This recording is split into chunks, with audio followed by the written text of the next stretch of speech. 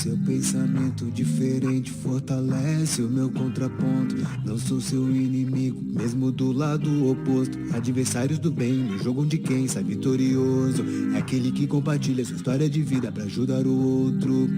O mundo parou, mas eu não quis descer. Em meio ao caos, eu só quis vencer. Reinventando, transformando, sendo mais consciente. Pra que minha história lá no futuro seja exemplo de case. Do caos ao case, do caos ao case, do caos ao case, do caos ao case, do caos ao case, do caos ao case, do caos ao case, do caos ao case.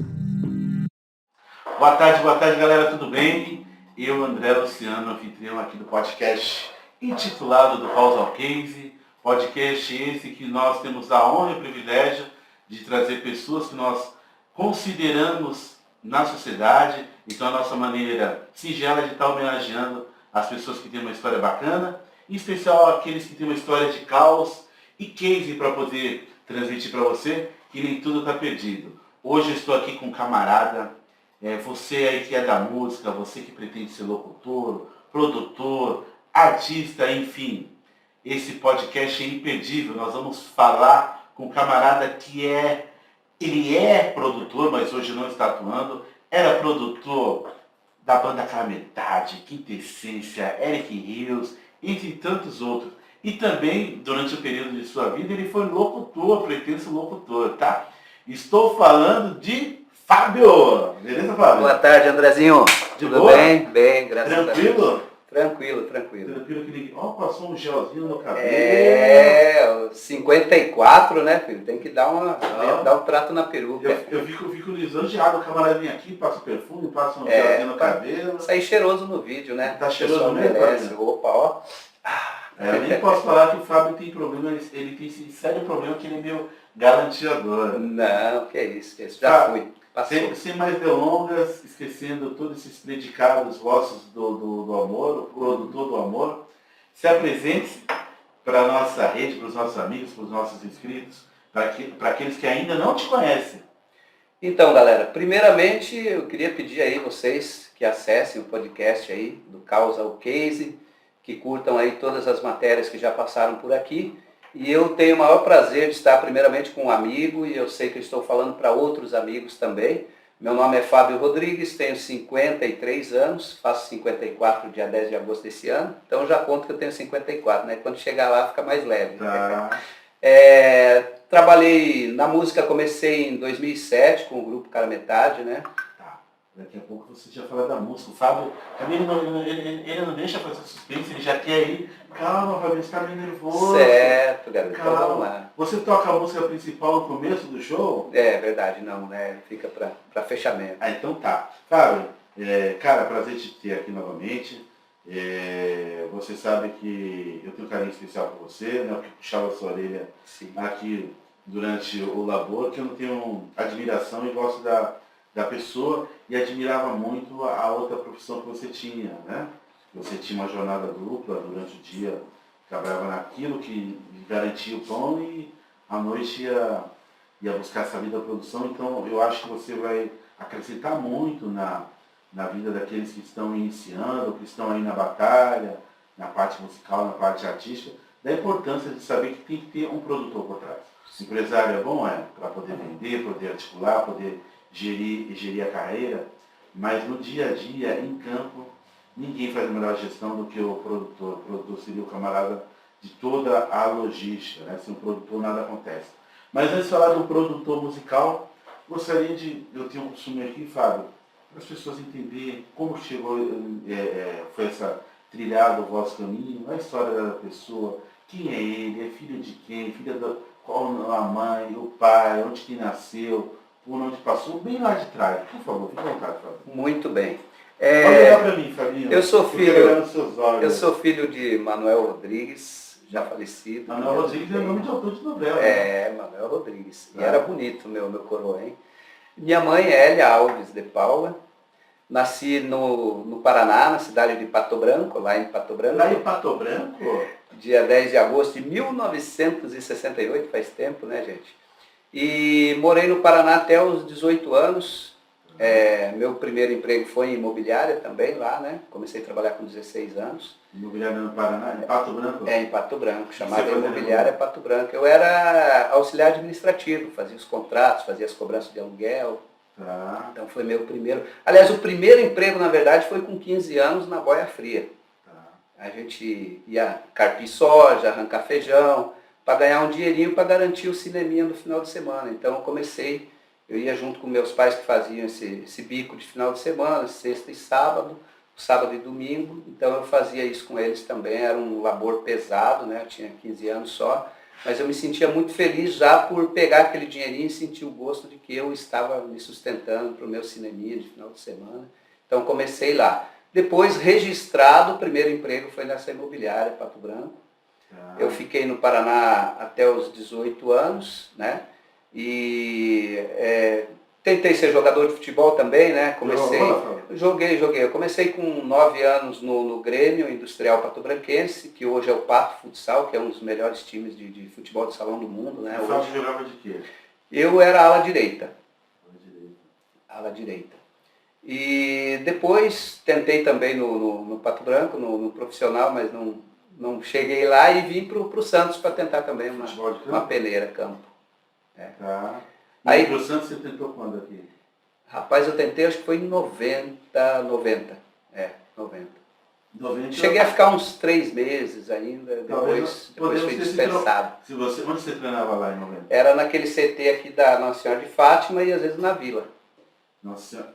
O professor era o Tite, um senhorzinho de idade. Eu treinei lá em 90. Eu treinei na época que eu sou Lava. Onde é o CT hoje dos Meninos da Vila, ali ela chamava Chico Guimarães. Tinha 3 campos ali, tive uma peneira, eu acho que fiquei uns 4, 5 meses. Na época eu, Peninha, o Fábio Longo, foi uma galera aqui da Praia Grande, mas eu nem, o pessoal lá na escola ficou assustado como que eu passei na peneira, fiquei. E depois o treinador falou que foi por conta da disciplina, porque zagueiro só podia dar 2 toques na bola. Então fazer o que eu queria. Treinei ali, mas naquela época de 90 o Santos vivia uma crise muito grande. Tanto é que tinha a questão do estádio, o gramado era muito ruim. Naquela época o nosso zagueiro era o Camilo, e um outro camarada lá que eu esqueci o nome.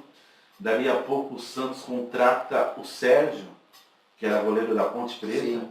Chegou no Monza, eu lembro como se fosse hoje. O Santos tinha lá o reserva, o Nildo, que treinava conosco lá também. O Nildo acho que era o 3º goleiro. E começa a Copa do Mundo na Itália.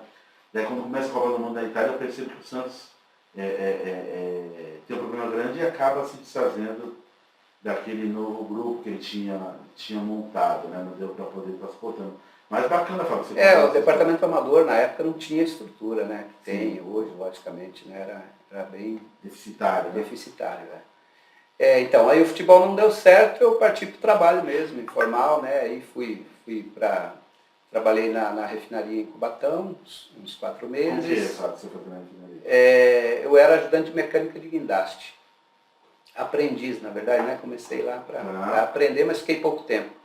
Depois fui para o comércio, entrei no comércio, minha vida toda praticamente foi vendedor, né, de lojas. Trabalhei em várias lojas. Trabalhei nessas magazines? Isso, trabalhei na Riachuelo, trabalhei no Jumbo Eletro, Marabras, Casas Bahia. Riachuelo e Jumbo Eletro para quem conheceu o dinossauro aí na rua, das antigas. E a Riachuelo era em São Vicente, na 15 de novembro, em frente à Pernambucana. Jumbo, né? Tem uma galera bem antiga aí, a gente até fez um encontro, praticamente 30 anos depois, a gente conseguiu montar um grupo de WhatsApp e reunir a galera, fazer um churrascão, fizemos, todo mundo podia rever um ao outro, foi muito bacana. Legal, Fábio, legal. E me diz uma coisa, Fábio, aí você sai da... Eu trabalhei por último, foi na Marabras, né? Depois que eu comecei a parte de música, né? Trabalhei até 2007 na Marabras, aí entrei para a produção. E quando você começa no musical, Fábio? 2007. Então tá. Então vamos só poder organizar aqui. Essa aqui para mim também. O Fábio começa a trabalhar lá no passado em várias profissões que dá para poder sobreviver. Isso. Em 2007 ele pega e entra onde ele tinha o sonho de estar atuando. Exatamente, que eu peguei gosto. Na verdade, eu ouvia falar, né, sobre o meio da música, e logicamente que tem o seu glamour maravilhoso. Então eu conheci o Vagninho, conheci na balada, né, a gente fez amizade e tal. 2007 isso? 2000, foi antes um pouco, acho que 2006. 2006. Aí conheci ele, a gente começou a trocar ideia e tal. Depois de um tempo... Mas como que vocês entraram nessa coisa de música? De trabalhar, então... Mas como vocês se conheceram com o texto? Porque o Vagninho em 2006 já estava tocando. Sim. Aí você conheceu ele na balada porque você estava atuando, estava trabalhando com Não, tava curtindo mesmo a balada e conheci ele. Tá. Aí depois comecei a frequentar a casa dele, aí a gente... ele precisava na época já de um novo vocalista, né? Aí eu indiquei o Bruno César. 2006. 2007. Aí já foi Então 2007. o pessoal não vai pegar, Fábio. Vagninho, o que Vagninho fazia, de que banda que ele era? Isso. Que eu falei na Ele era o do violão, do grupo e depois se tornou empresário. Então Vagninho do Cara Metade, você conhece ele à noite, Isso. na noite, e começa a ter contato, a conversar e tal. De repente você... Mas como que foi? Você contou que tinha vontade de trabalhar com produção? Não, a gente conversou, aí eu indiquei o Bruno César para ele. Mas como que você indicou? Qual é a credibilidade que você tinha para poder estar indicando música? Qual é uma razão para ele poder estar escutando a sua narrativa? Pela amizade mesmo que a gente teve, né? E eu comecei a frequentar a casa dele, aí ele falou que estava precisando de uma pessoa. O Bruno César, para quem não sabe, hoje é um dos maiores compositores do país, né? Na verdade o mundo conheceu, mas a gente já conhecia. Sim. Eu acho que eu lembro do Bruno aqui tocando aqui, que começou tocando percussão, não foi? Sim. Eu vivi ele no entorno ali do Quintessência, ele aprendeu, ele era aquele moleque pequeno, chatinho, que ficava, eu quero aprender, me ensina aí. Eu lembro que ia nos nossos papais também. Daí quando eu fui ver, o Bruno já estava começando a arranhar corda, já estava de vocalista no Quintessência. No Cara Metade. No Cara Metade. No Cara Metade. Quintessência quando eu levei você na Isso, naquele evento lá. Então você indicou o nome do Bruno para o Vagninho do Cara Metade. Então você até lá você ainda não estava trabalhando com o Cara Metade? Não estava. Aí nessa indicação ele começou a conversar com o Wagner e o Wagner falou que estava precisando, aí inverteu a situação. O Wagner falou que estava precisando de um produtor. Uns meses depois, aí o Bruno falou, eu tenho o cara certo, é o Fábio. Aí a gente aí eu comecei a trabalhar com eles. Mas por que o Bruno te indicaria para ser produtor, Fábio? Qual a razão? Porque eu indiquei ele para ser E ele já sabia que eu gostava do meio também, né? Da música. Da música e tal. E a gente, quando trabalhou juntos, nós trabalhamos juntos na Marabras. Tá. Trabalhamos juntos na Marabras. Então, aí de lá que teve esse vínculo de amizade, e eu sabia que ele gostava de cantar e tal, e eu indiquei ele, e na sequência ele me indicou para a produção. Aí fui lá, conversei com o Wagner, a gente ajustou tudo, e eu comecei a trabalhar com eles. Tá. Você sabe, deixa eu te falar, a gente conversando aí esses dias, conversando com o Tico e tal, enfim, eu chamei o Bruno ontem no Insta, né? E daí a pouco chamei ele também no WhatsApp, e já deixei aqui o convite para ele, para o Bruno, que hoje está morando em Goiânia, quando estiver aqui na praia, para estar vindo aqui no nosso podcast, para poder registrar, porque a história dele também é bem bacana. É uma história de persistência e de sucesso, né? Que o Bruno, ele sempre falou para mim, Fábio, eu vou viver da música. E hoje ele está vivendo muito bem. Eu lembro que eu fui um sábado à tarde, uma sexta-feira à tarde, lá no Samamba, estava o Bruno, Giovanni e Tico. O Giovanni e Tico compondo uma música e ele, não, que não sei o que, tal, blá. Ele já dava o espetáculo, né? Dando o espetáculo dele, e começou a receber alguma coisa com o Cris também, né? Isso. E daí passado mais um tempo, quando vocês já estavam no Cara Metade, eu lembro você e o Bruno, os dois, não sei qual razão, me lembro, até hoje é uma bolsinha do lado, lembra disso? Sim. Você usava uma bolsinha aqui A do bolsa lado? da produção, isso. A bolsa da produção. Teve um evento que nós fomos juntos para Porto Ferreira, né? Porto Porto Ferreira. Ferreira, gravar o DVD dos meninos lá. Como era o nome do grupo lá? E agora, rapaz, Agito Final. Agito Final. Agito Final, os meninos bons. Um abraço pra galera do Agito Final. Isso aí. Então eu levei aqui o Quintessência. Isso, cara metade. Cara metade. Que foi o Bruno representando. O Bruno, né? Catinguelê, que foi o Theo, o Udi. Theo, o Udi. E foi mais um outro componente. O outro eu não lembro, mas foi o Theo e o Udi. E bacana também essa questão de. O pessoal pensa que é só glamour, que é só um mundo de sonho. A gravação desse DVD. eu estava produzindo aqui o time que estava levando de fora, e estava com recurso pouco. Chega na cidade lá, chegamos que horas? 3, 4 horas da manhã? Quase 4 horas da manhã. Quase 4 horas da manhã e os hotéis fechados. Eu coloco para dormir todo mundo no mesmo motel. Dormiu todo mundo de conchinha. Todo mundo no mesmo quarto. Foi. Chico, Giovanni, você. Não tinha o que fazer, né? Não tinha muito o que fazer. Também a cidade não era tão grande, né? Tinha poucas opções, nós tivemos que improvisar naquele horário, né? Sim. Mas foi bacana ali, foi uma galera. Depois a gravação do DVD dos meninos também foi sucesso, foi bem bacana. Gostou, Fabinho? Catinguelê também, o pessoal muito gente boa, um abraço aí pro Udi, pro Theo, pra galera do Catinguelê, que sempre foram bacanas. Tá. Daí o Fábio trabalhou como produtor do Cara Metade durante quanto tempo, Fabinho? 3 anos e meio, de 2007 a 2010. 2007 a 2010? 2007 a 2010. Tá. E o que você viveu de histórias assim que você pode estar contando para nós? Teve muita coisa boa. Primeiro que eu gostava muito de viajar, né? Mas a primeira produção minha foi um susto danado. Era um rodeio em Conchas, que o Cara Metade tinha que se apresentar. Conchas, onde que é Conchas? Conchas é interior de São Paulo.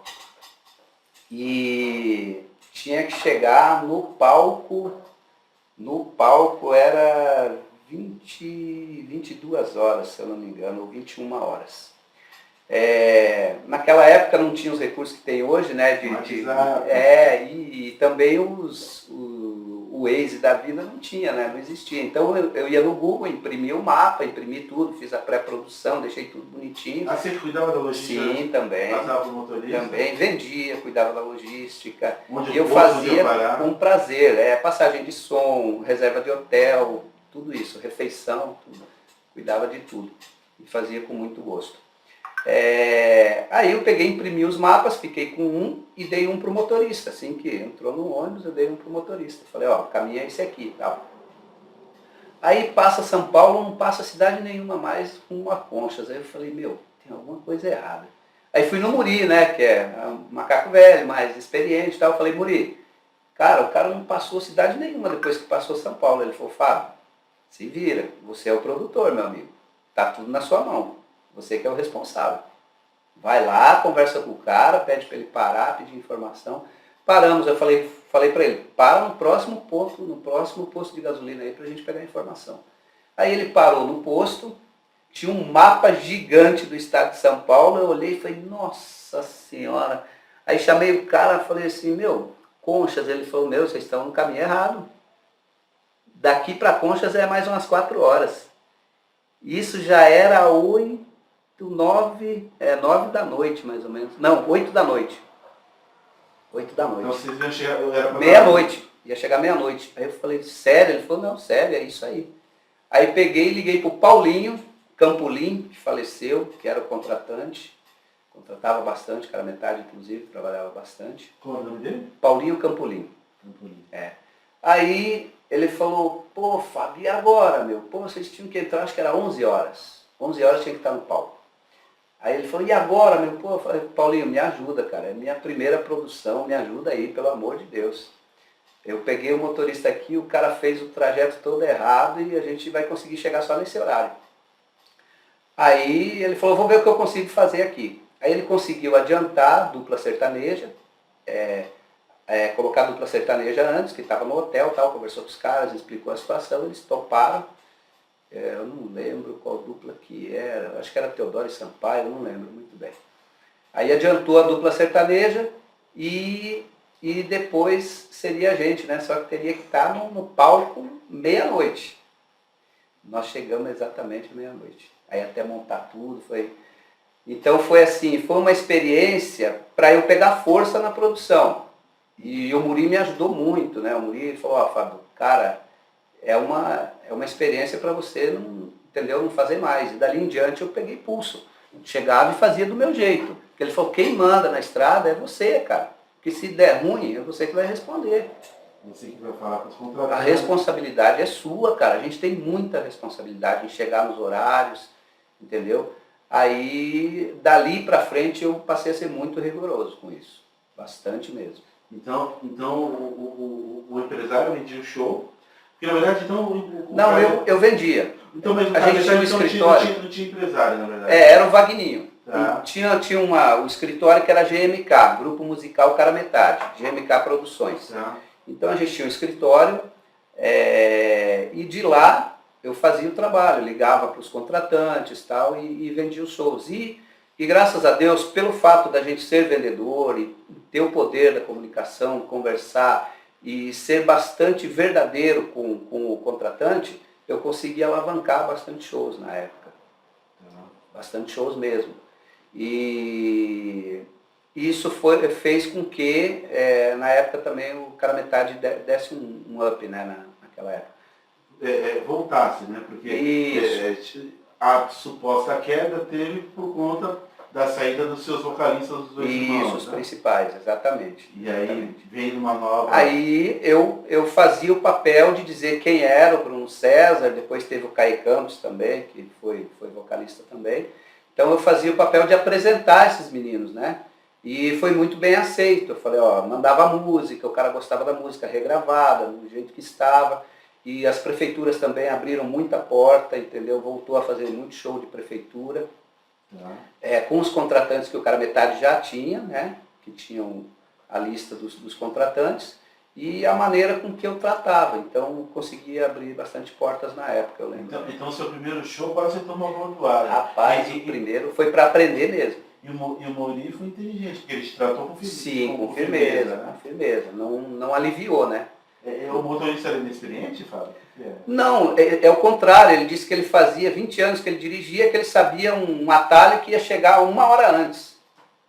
Aí eu falei, certeza? Tudo bem. Não, eu sei um atalho, pode ficar tranquilo. Pegou e guardou o mapa lá. Aí quando eu vi que não estava passando em cidade nenhuma, eu fui cobrar. Então esses milagres que prometem, a gente também não pode confiar, né? Você tem que ir em cima do que é verdade, acompanhar. Mas quanto tempo de ônibus até a cidade? Daqui daria 4 horas. Então daria para a gente chegar tranquilo. Só que como houve esse desvio, a gente viajou mais ou menos umas 2 horas depois que constatou que estava fora da rota. Aí o bicho pegou. É complicado, hein, Fabinho? Complicado. E aí você ficou 3 anos e meio lá, Fábio? Depois desse seu primeiro aprendizado, teve mais alguns outros perrengues, não? Que você possa contar?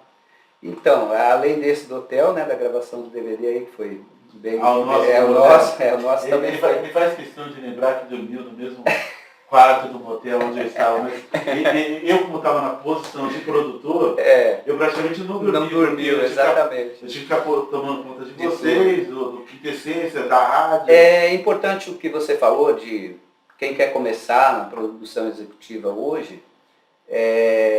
Existe essa responsabilidade grandiosa. É uma responsabilidade muito grande. É o cara que não dorme, né? É o cara do não, é o cara... Não dorme, é o cara que tem que ser ruim, é o cara que passa o carão, é o primeiro a botar a cara quando chega na cidade para apresentar o grupo. É o que tem que... Não, agora vamos almoçar. Isso. Não, daqui a pouco todo mundo tomar café. Não, dinheiro é para X coisa. Eu quero... Não, é para X coisa. E o abençoado do músico, ele gosta sempre de dar um perdidinho na cidade, dar aquele rolê. Né, Giovanni? Giovanni. Aí você tem que estar reunindo todo mundo no horário, entendeu? Tem que estar chamando a galera mesmo. E é muita responsabilidade, porque tem horário para passagem de som, né? Você tem que cumprir, porque não é só um grupo, normalmente se apresentam mais de um grupo, então você tem aqueles horários específicos. E você tem que estar cobrando isso, e tem que ser enérgico realmente para o negócio funcionar, né? Tem que ter eficácia no trabalho mesmo. É isso aí, Fabinho. Daí o Fábio ficou 3 anos e meio no cara metade. O Fábio leva, você vê como é a vida, né, Fábio? Não só da música, mas em tudo, né? Eu tenho um critério aqui que eu uso pro pessoal, aqui na Coletagem, não sei se você ainda lembra, me puxa que eu te empurro. Né? Então, você puxou o Fábio e depois ele te empurrou, né? Exatamente. Ou você empurrou ele, depois ele te puxou. O Bruno, o Bruno, né? Sim, sim. E depois ele Sim, foi assim. E ele trabalhando em São Paulo, ele me ofereceu uma oportunidade novamente de trabalhar com ele lá. Quando ele mesmo como cantor em São Paulo, ele fez casas muito boas em São Paulo, né? Porque ele saiu do pagode e foi para o meio sertanejo, isso. Tá. Isso inclusive eu falava para ele, falei, Bruno, composição no sertanejo é um nicho que você acertando, você tem capacidade de fazer muito mais sucesso e ganhar muito mais dinheiro. Por quê? O sertanejo estava em franca evidência, né? E o sertanejo tem aquela tradição, né? Que grandes letras, músicas, elas permanecem assim como no samba, né? Na música em geral. Mas no sertanejo eu achava que existia uma deficiência até, né? Que tinha um lugar que ele poderia se encaixar e fazer as composições dele e ser mais aceito. E acabou que aconteceu, né? Então você já tinha validado as composições do Bruno? Sim, algumas coisas ele já me mostrava. Chegou a colocar alguma música no cara metade na época? Na época, puta André, eu não lembro para te falar a verdade, viu? Não lembro. Eu não lembro. Eu não lembro mesmo se ele colocou alguma. Tá. Daí foi pro sertanejo e aí o menino... Sertanejo ele deslanchou. Então, de certa forma, você deu sobrevida pro Bruno, né? Porque entra no... porque ele tocava, na época, quando você convida ele para a metade, ele tocava numa banda aqui local? Não, ele fazia carreira solo. Ele cantava solo. Ah, Bruno Carvalho? Era Bruno Carvalho, isso. Tá. Bruno Carvalho. E, assim, na época que eu chamei ele, o que acontece? Quando a gente trabalhou junto na Marabras, a gente fez uma amizade muito, muito forte mesmo, de pai para filho. Ele me considerava como um pai, porque eu tenho idade para ser pai dele. Tá. Mas a gente tinha um vínculo Não muito é grande. pai dele, não? Não. A gente ia para balada, junto. E na época eu tinha carro, ele não tinha, então ele me chamava, eu ia com ele, levava tal. Teve uma época que eu fiquei sem carro, ia de ônibus, ligava para ele 00:30, Bruno, vamos pra balada. Ele, pô, Fábio, você é louco, como? Eu falei, vamos de ônibus mesmo, pô. Ele, não tá louco, eu não tenho essa disposição não. Eu falei, bora, mano, bora, moleque, se troca aí, vamos embora. Aí ele vinha de busão, a gente ia de busão pra balada e retornava de busão sem menor problema, apetite total. Mas o Fábio não era casado? Como que era esse negócio aí, Fábio? Era, mas a baladinha podia. Não, isso foi antes de ser casado. Depois que eu casei, ainda saí algumas vezes com ele, fiz um show, fiz algumas produções com ele no Guarujá, algumas coisas já solo, Bruno solo. Bruno solo. É. Você também produziu o Bruno na Também solo? também fiz a carreira solo. Que legal, que legal. É. E aí eu conheci o Fábio já no Quintessência. Isso, no Quintessência, né? Naquele show do DVD, lá que a gente se conheceu. Na gravação, né? Porque teve toda a preparação antes, mas eu ia para a preparação, que começou a preparar lá no restaurante do Fred. Era uma casa de show ali. Onde é o Neil? Ah, sim. Ali era tinha montado uma baladinha. Isso. Nós começamos a ensaiar lá 4 meses antes de preparar a ideia de show, o conceito do show, como que ia ser o DVD.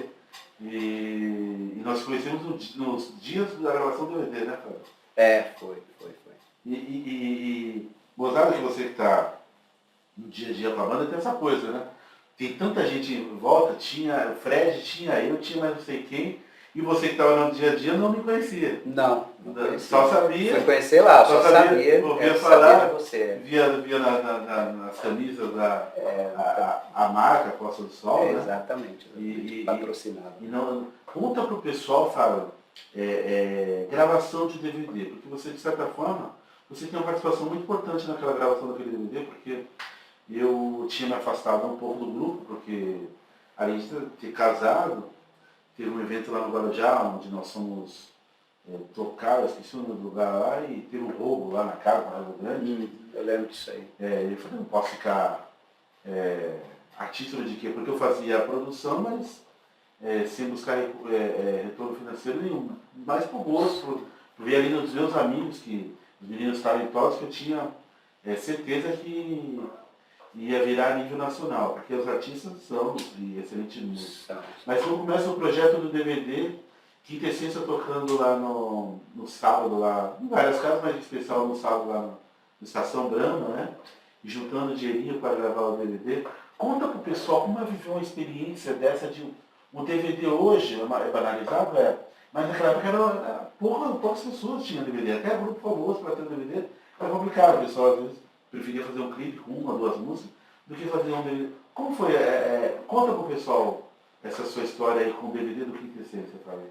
Então, assim, a história que você falou aí é que é a real, né? Eles eram um grupo, primeiramente, muito organizados financeiramente.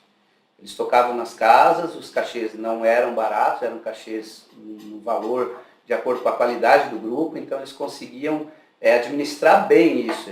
O Doca, principalmente, né, e o Giovanni eram muito bons administradores, né, da parte financeira. Quando eu comecei a trabalhar com eles, eu senti isso, entendeu? Eu comecei a trocar ideia com o Doca, aí entrei com algumas planilhas também que ajudavam a organizar.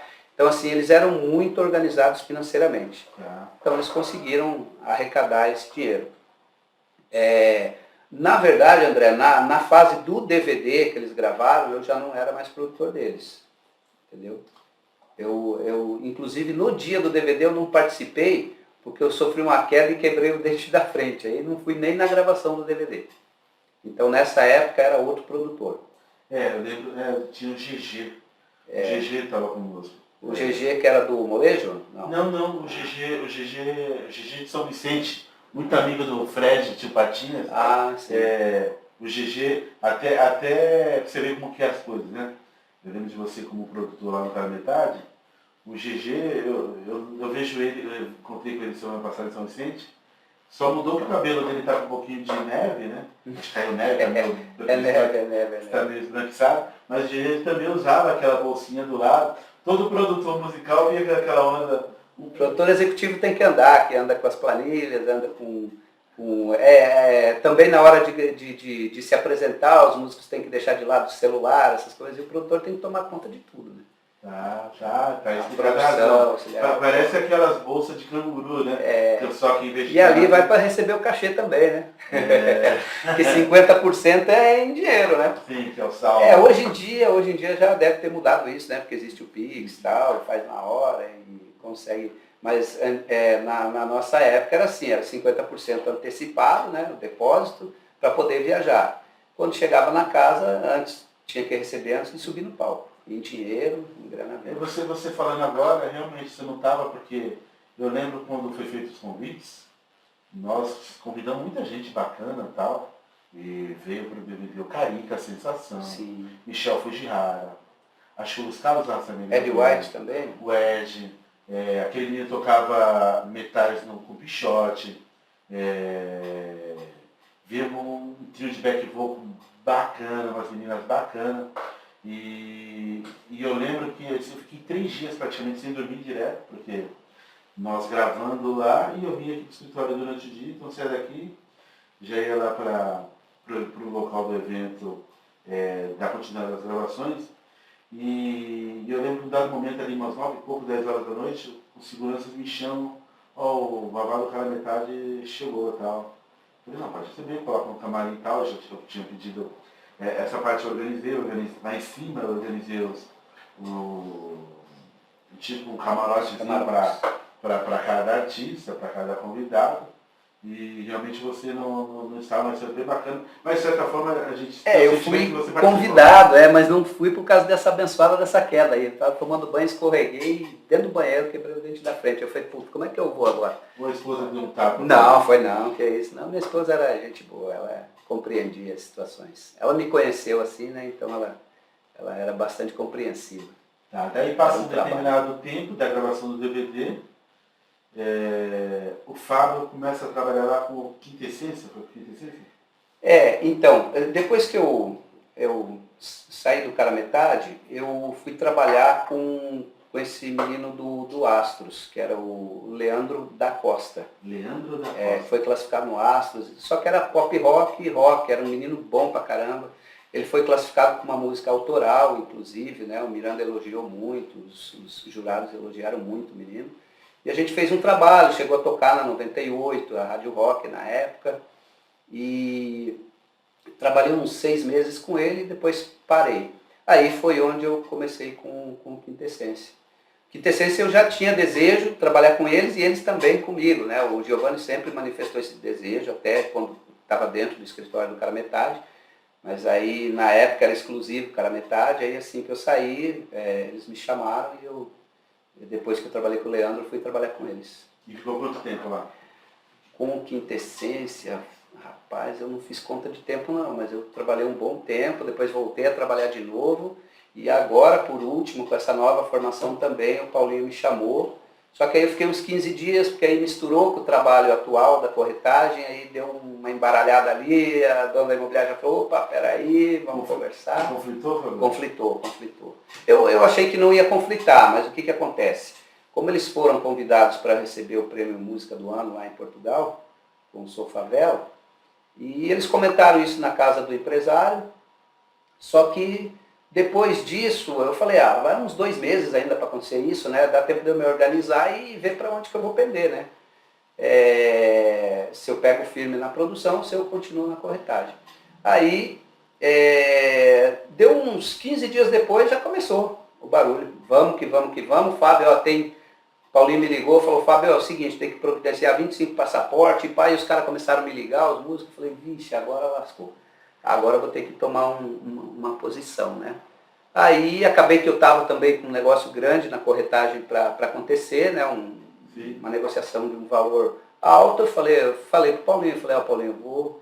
E outra, assim, eu fiquei meio temeroso de voltar a viajar, para falar a verdade, André, porque no dia que nasceu minha filha, estava com o Cara Metade em Campo Largo e a gente foi assaltado e por muito pouco o cara não tira a vida de um, né? Porque a gente foi assaltado na entrada do hotel. Depois chegando de madrugada. Os caras assaltaram a gente. E foi o dia que nasceu minha filha. E não sabia que vocês eram... Sabia, os caras sabiam. Pelo jeito sabiam, né? E não deu uma xé? Não, deu. Eles deram, foi um tapa no peito do contratante, levaram a bolsa que tinha os outros 50%, né, do cachê. Então vocês já tinham acabado o show? Tinha acabado o show. Não recebemos na casa, deixamos para receber no hotel, aí teve o ocorrido, né? E, então eu repensei tudo isso e também você vai envelhecendo, André, você vai querendo mais sossego e tal. É uma coisa que eu amo, mas hoje eu teria que pensar 2 vezes para uma oferta desse tipo de trabalho novamente, porque a gente sabe que é cansativo, você se ausenta de casa. Foi no hotel. 3 caras armados. Mato Grosso? Não, foi em Curitiba. Curitiba, Campo Largo, próxima a Curitiba, região metropolitana de Curitiba. Que horas? Rapaz, era umas 3 e pouco da manhã. 3 e pouco da manhã. Aí a senhora chegou, foi para cima do contratante? Não, primeiro chegaram na van já, abriu a porta, chegaram na van e estava o Mauro Rosseto, que também era produtor, junto comigo nessa época, e o Mauro desceu, aí eu vi o cara empurrando ele assim, eu desci para dar um tapa no cara, pensando que era alguém da banda, brincando, eu fiz assim, né, com a mão, aí o outro já chegou e colocou o revólver na minha cabeça não, nas minhas costas. Falou, rapaz, tá fazendo o quê? Tá louco? Aí eu, desculpa aí, eu vi a arma na mão do cara, falei, peraí, calma aí. Aí eu com aquela bolsa da produção, aí o cara falava até engraçado, né? Me passa essa bolsa, rapaz, senão eu vou te matar, eu sou bandido. Aí eu falei, calma, amigão, aqui não tem nada, não tem dinheiro, é só documento do grupo, tal. Mesmo assim eu tive que entregar a bolsa da produção, eles levaram, aí saíram fora, fizemos lá a polícia foi lá no hotel, fizeram um termo coercitivo, acho que era alguma coisa assim, e ficou por isso mesmo. Mas então, às vezes eu repenso nessas situações, né? Lógico que a gente não pode pensar nisso, surgiu uma oportunidade, boa, vou pensar com carinho, porque eu gosto, é uma coisa que eu gosto de fazer, né? Mas eu ligo sempre a esse fato, né? Então, aí eu falei pro Paulinho, Paulinho, eu pensei em tudo isso, cara, eu não vou mais não. Aí ele, pô, Fabi, agora, cara, puta, tem que fazer tudo. Aí chamou um menino lá do Samambaia. Tardelli, né? Tardelli, exatamente. O Tardelli do Quietude, o Tardelli que já está nos assistindo, o Tardelli que acabou nos deixando. Isso mesmo. Ele foi mais uma das vítimas da Covid, né? Diego Tardelli, santista, ele mesmo. sangue jovem. Gente boa pra caramba. Amigão do Cauê, do nosso amigo Fernando Cauê. Fernando Cauê ele assiste de forma continuada os nossos podcasts, assiste, nos ouve, às vezes ele manda foto lá na academia, eu estou ouvindo o podcast, pessoal do Quietude. O Tardelli sempre foi fã do Quintessência. E os meninos gostavam muito dele, né? Muito, muito, muito. Tanto é que o Tardelli, na verdade, ele assumiu o posto de produtor, mas ele na verdade era na hold. Aí começou a bater, o Eduardo acho que saiu, começou a bater no surdo, alguma coisa assim. É o Edu, né? O Edu foi para também tá no Rio. Foi pro Rio, hoje ele está morando fora, está na Europa. Não sabia. Militando na parte do sushi man. Ele é muito bom. E aí o Tardelli assume, achei bacana o Tardelli lá em Portugal, aquela coisa toda. E era o sonho do Tardelli. Exatamente. O Tardelli era fanático, ele vivia a música, ele vibrava, assim como nós vibrávamos. Mas sabe, falando desse assalto, você falou que quase um dos integrantes do grupo mora? Não, na verdade eu, né? Porque o cara prometeu, falou, ó, se você não me entregar, eu te mato. Né? Aí eu vi que ele tava falando sério, né, meu? Você não vai correr o risco, o cara armado. Você não vai correr o risco. Aí eu tirei a bolsa, ainda tirei dando risada, né? Sorrindo. Peguei, entreguei. Migão, tchau. Aí eles pegaram. Bacana você falar isso, Fábio, porque eu também, uma das coisas que me afastou dos shows de coisa grande, foi porque nesse evento do Guarujá, nós fomos tocar numa casa muito grande, e as músicas do Quintessência estavam bombando aqui nas rádios e tal. Chegamos lá tipo 1, 2 horas da manhã, e quando acaba o show, os caras entram pelo rio atrás da casa, tinha uns 8 caras, tudo com as metrancas enormes, e pedindo dinheiro, e iam andar o cabelinho sempre baixinho, né? E na época eu tava fortinho, o cara cismou que eu e o Giovanni era a polícia, falou que pediu, tá matado, deu um monte, dando um monte de bicuda nos demais seguranças da casa. E a gente acaba aí pensando tudo. Eu falei, não, vou ajudar. Sim. Mas ajudar na parte de pensar o grupo, pensar algumas coisas de outra. Eu também não tá ali no dia a dia, porque eu queria meter a mão na massa, um bom microfone, ficava lá embaixo enchendo o saco do som, se estava legal, abrir isso, abrir aquilo.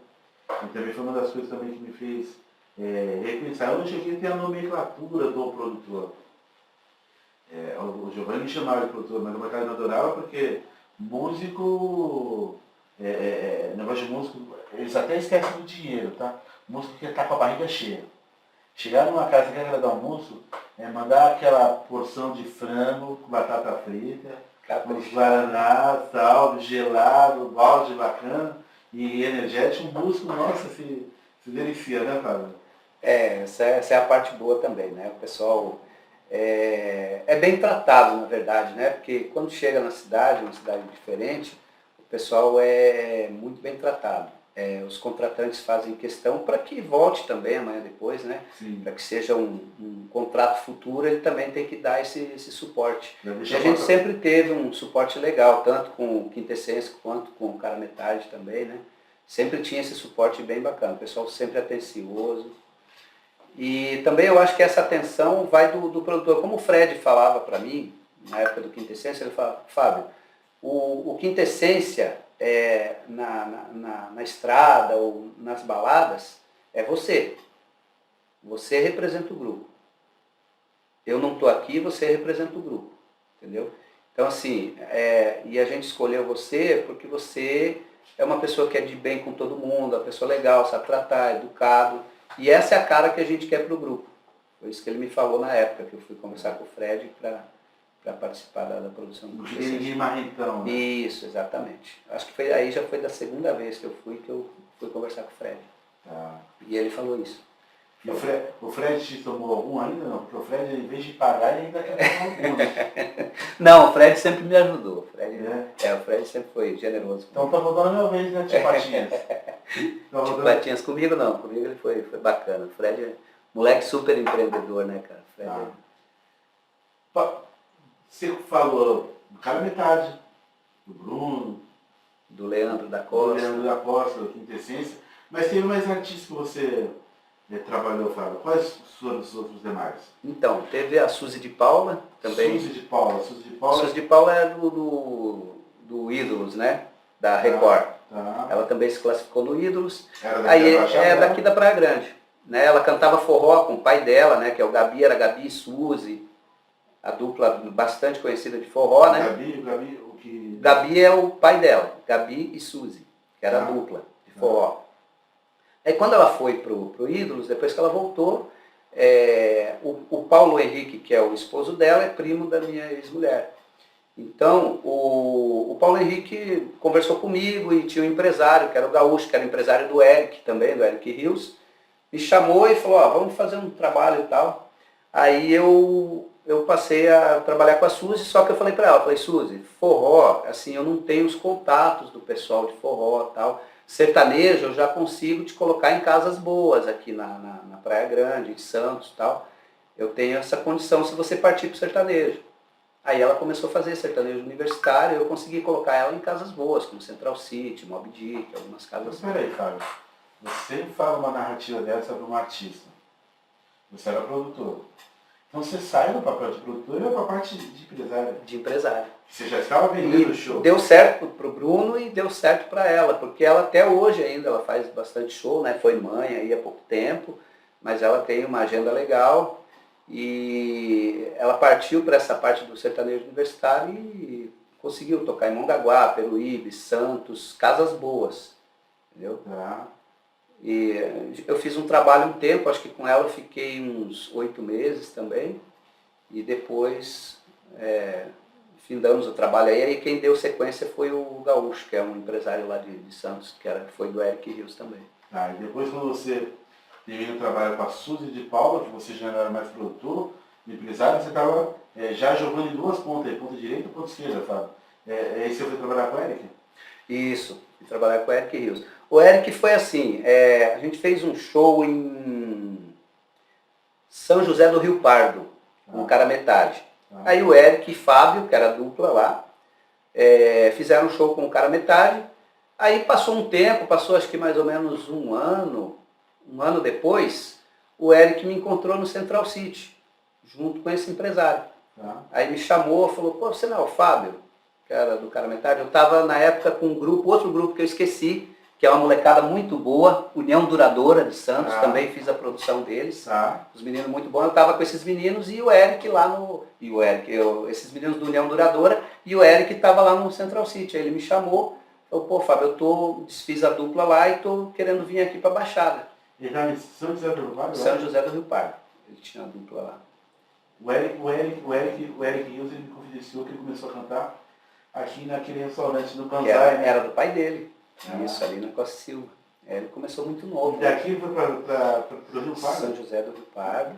Ele tinha essa dupla lá com o Fábio, era Eric e Fábio. Quando ele terminou a dupla, ele veio para cá. Aí ele falou, Fábio, o que eu quero de você? Conversou com o empresário, me chamou, falou, o que eu gostaria de você? Se você pode me ajudar a abrir as portas aqui, como você tem um know-how aqui, se você pode me ajudar a tocar em algumas casas aqui e tal. Aí já imediatamente eu já conversei com o Flávio, que era o dono do Central City na época, né? E consegui agendar para ele, um tempo depois, consegui arrumar uma brecha lá na agenda do Flávio para ele começar a tocar. E ele começou a tocar lá e ficou muito tempo, né? Por causa do talento do Eric, que realmente sertanejo ele é muito bom, na minha opinião, muito. O Eric é muito bom. E hoje ele está mais pro lado piseira, né? E na época era dupla também. Ele montou a dupla com o Wander, que era guitarra, um moleque muito bom de guitarra, tocava muito. E ele montou Eric e Wander. Então fizeram a dupla, começaram lá no Central City, depois foi pro Moby Dick, Café Pelé, aquela casa lá na Praça da República também, coloquei ele lá. Então, assim, o Eric depois andou sozinho aí, até hoje ele está nas melhores casas aí, o Eric Rios, né? Para quem tiver curiosidade aí de um bom sertanejo, pode procurar, para quem já não conhece, né? Inclusive, eu acho que hoje ele toca, hoje ele tem um show bacana e E amanhã eu acho que ele tá no festão junino. No Vira e Mexe ele tá nessas comemorações aí, palco grande, aí é muito, muito bom. Né? O Eric tá bem pra Dedéu. Aí quando você termina o trabalho com o Eric, você trabalhou com mais uma outra banda? Então, tinha uma banda de Piracicaba que infelizmente eu não consigo lembrar o nome. Tá. Quem vai lembrar depois, se estiver vendo o podcast aí, quiser comentar, é o Martinez, que era o técnico da Boulevard, né, técnico de som, que o Martinez gostava muito desses meninos. É uma banda de Piracicaba, de pagode, que quando eles vinham para cá, o empresário me ligava e eu fazia a produção deles também na Boulevard Choperia. Para poder estar recebendo. Exato, recebia eles, camarim, essas coisas. Também foi uma molecada muito bacana que eu cheguei a trabalhar. E você também trabalhou com o MC também, Fábio? Ah, não. O MC Bola foi o seguinte. Rapaz, o nome do... Nossa, Osmar. Osmar, que era motorista do Cara Metade, veio trabalhar com Bola, com vários artistas aí, mas o Bola. Aí chegou uma determinada época, eu estava trabalhando na Casa Bahia, ele me chamou, falou, pô, Fábio, o Bola vai precisar de um produtor, o produtor dele saiu e tal, e eu falei com o Mackenzie aqui, o Mackenzie mandou entrar em contato contigo, falei de você, que você faz esse trabalho uma boa, com o pé nas costas e tal, e ele mandou conversar contigo. Aí falou, ó, liga pro Mackenzie 5 horas da tarde. Falei, beleza, mas liga às 5, tá bom. Aí passou 5, 6, fui ligar 9 da noite pro Mackenzie. Aí ele falou, pô, tô entrando aqui no campo aqui, vou jogar bola aqui, participando de uma ação solidária, me liga amanhã. Acho que era 11 horas da manhã. Não liguei, se foi a oportunidade. Quando liguei para ele, já era sexta-feira, ele falou, Fábio, já contratei porque eu já precisava para estar na estrada, o cara já está na estrada comigo. Entendeu? Então foi uma oportunidade também.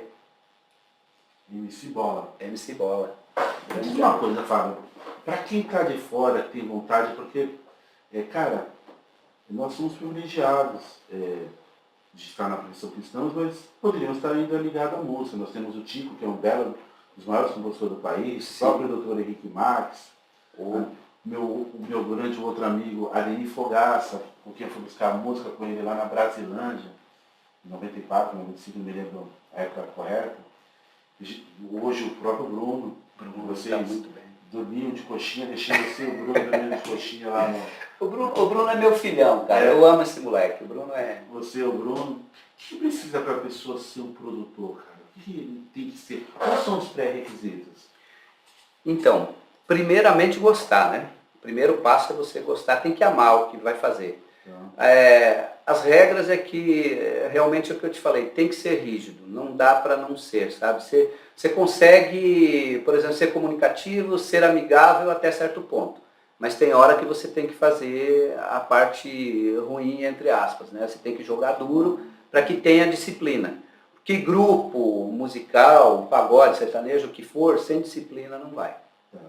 Tem que ter disciplina. E você tem que respeitar, principalmente, quem está te contratando. Ele espera um trabalho bom do seu grupo, do seu produtor. Então você tem que, nessa tratativa, você tem que passar tudo isso. Essa responsabilidade, esse amor pelo que você faz e, principalmente, que vai ser cumprido o que foi contratado. Tempo, demanda tempo. Horário. Os horários, disponibilidade para viagem, dependendo do grupo, né, que a pessoa tiver. Disponibilidade para viagens, mas tem a parte boa, tem a parte muito boa, André, que é esse conhecimento que você acaba tendo com os próprios contratantes, com o público.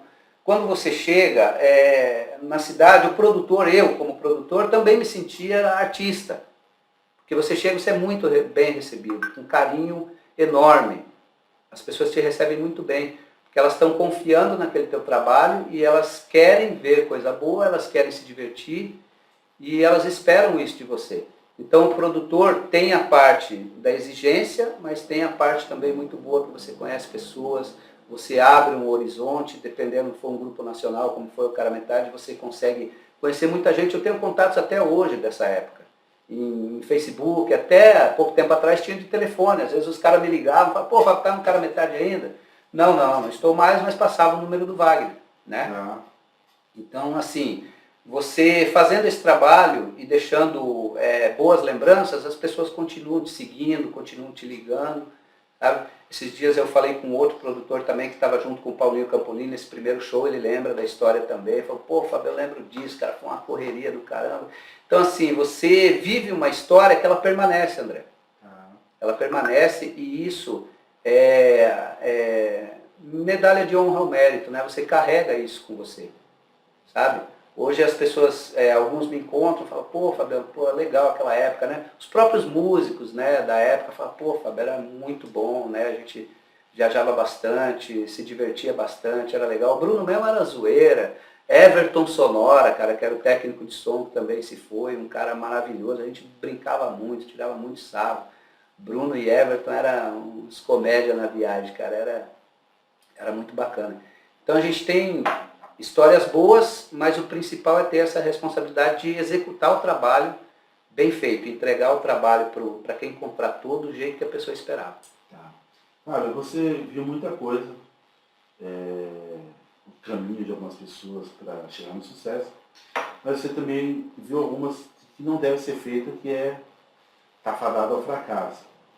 E às vezes esse fracasso vem, às vezes é do grupo, às vezes é da pessoa, porque tem a questão que o músico, ele vive um músico, artista, o produtor, o empresário, ele vive um conflito constante, né? Porque à noite ele vai estar com milhares de pessoas, mas termina a noite ele vai estar sozinho ali, no máximo o companheiro dele de quarto. Como que é lidar com isso? Por que eu quero te falar isso? Porque recentemente, há um tempo atrás, saiu uma entrevista numa TV de um dos integrantes da Cara Metade. Sim. Acho que o menino que tocava rebolo, que foi porteiro no prédio, estava dizendo que estava passando por necessidade, não sei se você chegou. Não cheguei. Como é essa questão do músico, quem orienta ele para estar guardando o dinheirinho? Porque a gente sabe ali no próprio Cara Metade, a gente sabia que tinha alguns meninos que tinham inteligência financeira, de estar guardando, investindo dinheiro, e outros nem tanto. Existe alguma diferença no recebimento das pagas, ou a diferença estava na gestão que cada um fazia? Normalmente é na gestão, André, porque as pagas eram similares, né? Recebiam igualitárias, exatamente. Tá. Tanto banda quanto grupo, né, eles recebiam partes iguais. É mais gestão mesmo, né? E que isso aí não é só na vida de artista, é na vida pessoal de cada um, né? Se você ganhar dinheiro e não souber gerir, é fadado a passar necessidade, né? A ter problemas com relação a dinheiro. Então, assim, era mais a parte de gestão mesmo de cada um, porque as pagas eram igualitárias. Eu não sei antes de mim, né? Na época do Vavá, na época que o grupo realmente viajava muito, Sony Music, essa época eu não sei como é que funcionava isso, né? Mas na época que eu peguei, que já era com o Bruno César, era partes iguais ali, eles dividiam, né? A banda recebia. E como você vê esse conflito aí? O artista hoje tem um show para tocar lá para 50, 100 mil pessoas. E acaba o show meia-noite, 2 horas, ele tem que comer lá o lanchezinho dele lá no hotel, sozinho, por conta das regras, que tem que voltar com o restante do grupo. Sim. Você acha que o artista tem que estar preparado para esses choques, para essa montanha-russa? Tem. Essa é uma parte psicológica muito, muito importante, né? Porque o cara vai para aquele... Às vezes, de repente, ele até gostaria de continuar lá no meio da multidão, continuar na cidade fazendo o que ele quer, mas tem que ter essa disciplina, né? De voltar para o hotel, porque o ônibus tem horário para sair, para voltar, né? Tem que estar todo mundo reunido. Então, realmente é necessário esse isolamento, né? Depois do show. Antes do show e depois do show, né? Então, eu acredito que tem que saber administrar muito bem isso. Você está em cima do palco, você está vivendo aquele glamour todo, com tanta gente ali te aplaudindo, sorrindo para você, sendo feliz, e daqui a pouco você está no teu quarto, no máximo com um companheiro do lado. Normalmente músico não tem, aliás, o artista não tem nenhum companheiro, né? Porque os artistas são quartos, suítes privativas, né? De cada um. Normalmente é assim, não sei se ainda continua, né? Mas o artista sempre queria o quarto dele só para ele. Então ele ficava literalmente sozinho ali. Ele, o X-salada dele? Exatamente. Mas aí, eu acho que existe uma coisa que eu acho que é muito importante, que eu trago comigo, lembranças. As lembranças daqueles momentos de alegria, de gente saindo pelo ladrão, curtindo o som, sabe, aplaudindo você. Então aquilo ali que eu acho que fortalece ele nos momentos de solidão. Que ele vai reviver aquilo tudo, como o próprio Cara Metade, o o Vavá, o Márcio, o próprio Bruno, o Caê, hoje eles têm isso na lembrança deles. A qualquer momento ele pode dar o start nisso e ser feliz. Às vezes você me pega sorrindo, lembrando de coisas do Cara Metade, de coisas do Quintessência que eu vivi, maravilhosas. Assim como a gente viveu na Corretagem muita coisa boa também. Então acho que as lembranças é que fazem você não surtar nesses momentos, né? Fala, puta, eu tava lá agora, tinha milhões de pessoas e agora eu estou aqui sozinho, daqui a pouco eu vou para casa, entendeu? E volto à minha rotina normal. E eu sei que eu ficava assim, né? Você fica ansioso para que chegue o próximo show, a verdade é essa. Você quer aquela alegria. Você vive daquilo e você tem felicidade em fazer aquilo. É adrenalina, né, Fábio? Exatamente. Então você fica ansioso para que chegue aquela nova data do novo show, para que você faça tudo aquilo de novo. Isso é gostoso pra caramba, é muito bom. E você tinha problema, às vezes, nessa gestão, porque o grupo é uma sociedade, às vezes uns formalizam, outros não, mas tem as suas regras que são colocadas em prática. Ó, vai tocar em hotel, ninguém com mulherada no hotel. Tinha essas regras também? Tinha. As regras existiam, mas existiam exceções, né? Porque a mulherada ia no hotel para pegar autógrafo, essas coisas.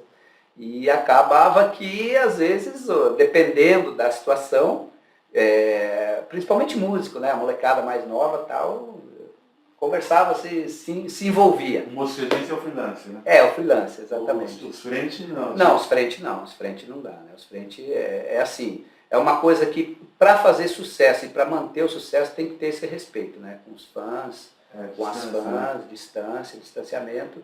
Agora, o músico, principalmente os mais jovens, né? São mais empolgados, solteiro, não tem compromisso e tal, então vai lá, né? Acontecia de se envolver, ou pegar o número de telefone, depois se envolver. Aconteceu comigo também. Nossa. Aconteceu comigo. É um galanteador. Não.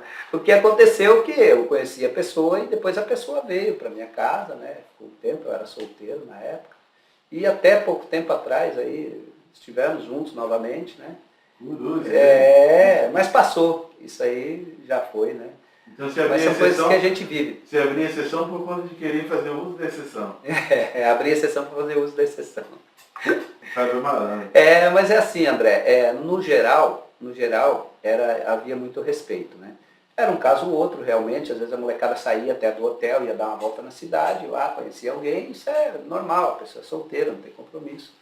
Mas dentro do hotel, e principalmente nos dias de show, no retorno, essas coisas tinha que ser respeitado e tranquilo, né? Então, tratamento. Fábio, me diz uma coisa, você como viveu isso aí tempestivamente no mundo artístico, o que um artista não deve fazer, e o que deve, e o que o produtor não deve e o que deve? O dever e o não dever? Eu acho que o primeiro do artista, né, vamos falar do artista, primeira coisa que ele tem que ter é compromisso com todos do grupo. É o primeiro compromisso, né, para a coisa acontecer. Porque às vezes a gente vê aí grupos que terminaram por causa de conflitos, por causa dessa falta de respeito, né? Às vezes a pessoa chega num patamar que ela acha que ela é melhor que o outro. Não estou falando com relação ao grupo que eu trabalhei, mas eu vejo isso no geral, né? Grupos acabando por causa de ego. Então o principal é isso, é fechar com o grupo, saber que aquilo ali é uma família, que todo mundo vai ganhar junto e se perder, vai perder junto, né? Então esse é o principal. Respeitar cada colega, como em qualquer trabalho, né, que você for fazer hoje, o trabalho coletivo está sendo muito respeitado e muito validado, né? Então é o trabalho coletivo que faz crescer. E principalmente quando se trata de música, que tem que ser orquestrado, tem que ser bonito, tem que ser tudo redondinho. Não é só a melodia que tem que ser boa, não é só a música, a parte musical que tem que ser boa, a parte pessoal, o relacionamento humano tem que estar redondo também. Senão a coisa não anda. Então o que não deve fazer é chegar num patamar de que achar que só ele vai resolver o problema. Que não é assim em lugar nenhum hoje em dia, né? Você pode dar opiniões suas que são validadas para que o grupo cresça, esse grupo cresça e possa fazer mais sucesso.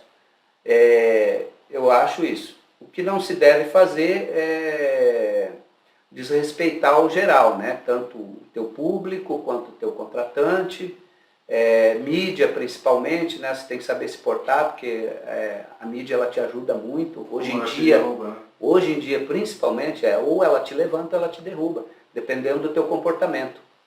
Então acho que o comportamento hoje tem que ser ainda mais cuidadoso do que era no passado, porque hoje em dia nós temos celular na mão aqui, internet, 2 minutos está tudo na rede. Então você tem que tomar esse cuidado de ser respeitoso, educado na tratativa com as pessoas. Isso. Eu que o diga, né? Fui levar essa galera para Porto Ferreira, chegamos numa rádio lá e tinha uma radialista, uma loira, e os 2, 3 lá, para de bagunça, aqui comigo não. Aqui entra lá, vai entrar para gravar, daqui a pouco já vai para o ar. Eu acho que era o maior estrago prazer, sabe? Esse papel que o produtor tem que fazer, né? Ele tem que passar como ruim, entre aspas, né? Para poder existir disciplina e o trabalho andar, né? Na conformidade que tem que andar. Porque se você afrouxar muito... Eu era muito amigo dos músicos, né? Sim. Deixava passar algumas coisas, a gente conversava tal, e trocava ideia e ajustava. Mas tinha momentos que eu falava, tem que ser assim, galera, senão não vai. Né? Tem que ser desse jeito. Que saudade, Fábio? Tem. Foram bons tempos. Tenho que agradecer aqui também essas pessoas que me deram essa oportunidade, né? O Vagninho, o pessoal do Cara Metade, Quintessência, a própria Suzy de Paula, o Leandrinho, com o empresário dele, que era o Fernando. Então, foram momentos bons da minha vida e que eu vou carregar para sempre. Estão no meu coração. Beleza. Tem algum conselho que o Fábio possa dar para os pretextos produtores? Sim. Primeiro conselho é não desistir nunca. Né? Se você tem essa vontade, procura ter conhecimento, né? Estudar sobre isso, ver as melhores formas para você executar isso, né? Mas não desista da tua vontade, do teu sonho. Se você pensa nisso e quer isso para você, vá atrás de conhecimento que você consegue com certeza. E lembrando sempre que depois que você conseguir também, não esqueça de agradecer ao bom Deus, né, pelo que você conquistou e procurar principalmente manter o nível de trabalho. Começar um trabalho, se esse trabalho já for bom, você procurar melhorar ou manter o que já tem feito. Show, bacana, Fábio. Fábio, eu acho que você vai brilhantar muito com esse podcast aqui na vida das pessoas que estão na área de produção, que estão entrando, que tem a pretensão, porque você é a prova viva disso e você, no caso, tem uma experiência melhor, que o produtor, eu digo que vai mais além. É um camarada de extrema confiança do grupo, do músico, quer que seja, do empresário, que ele acaba fazendo interface, né? Ele tira aquela coisa dura do escritório para a parte prática. Quem que está na prática? É muito fácil você planejar no escritório, tal, fazer, e às vezes a conta não fecha lá na conta, que o produtor, às vezes, ele faz o papel de tesoureiro, porque ele acaba recebendo 50% final, que o empresário não recebeu, né? Isso. E eu acho que você vai brilhantar muito na vida das pessoas. Gostou do podcast, Fábio? Gostei, adorei. Doeu, arrancou pedaço? Não, eu estava aqui um pouco nervoso, lógico, né, que você fica.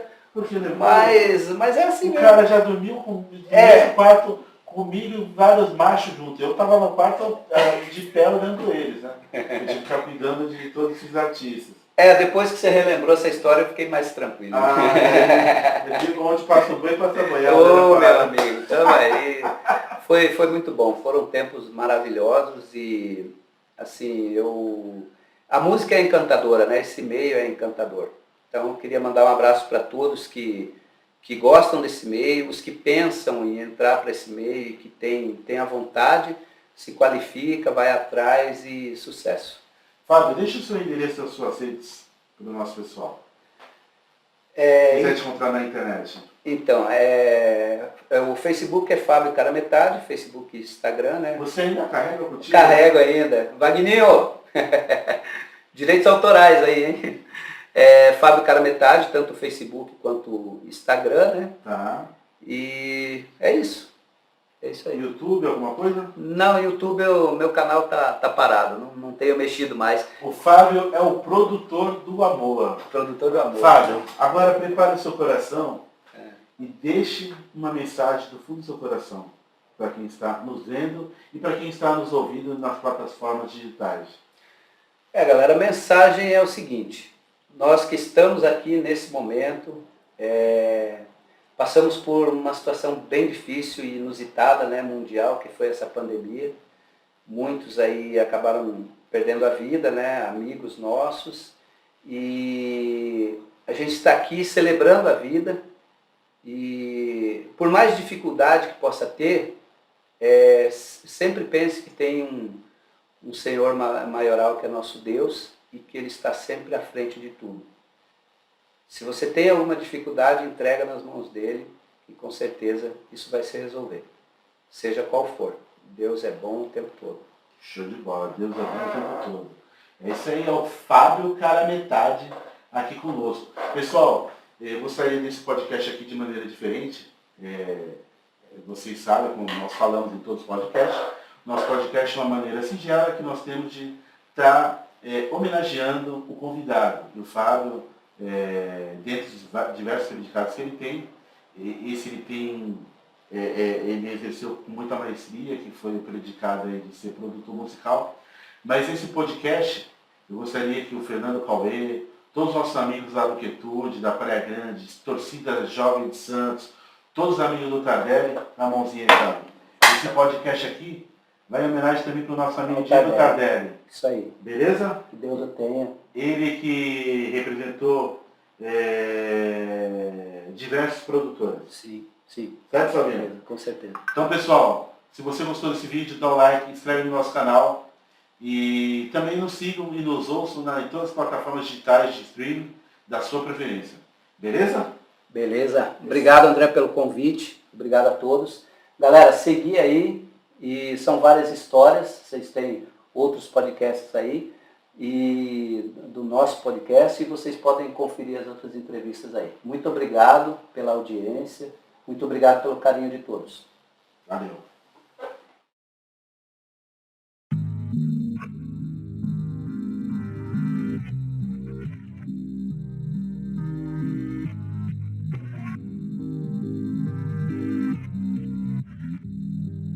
O seu pensamento diferente fortalece o meu contraponto. Não sou seu inimigo, mesmo do lado oposto. Adversários do bem, no jogo de quem sai vitorioso. É aquele que compartilha sua história de vida pra ajudar o outro. O mundo parou, mas eu não quis descer. Em meio ao caos, eu só quis vencer. Reinventando, transformando, sendo mais consciente. Pra que minha história lá no futuro seja exemplo de case. Do caos ao case, do caos ao case, do caos ao case, do caos ao case, do caos ao case.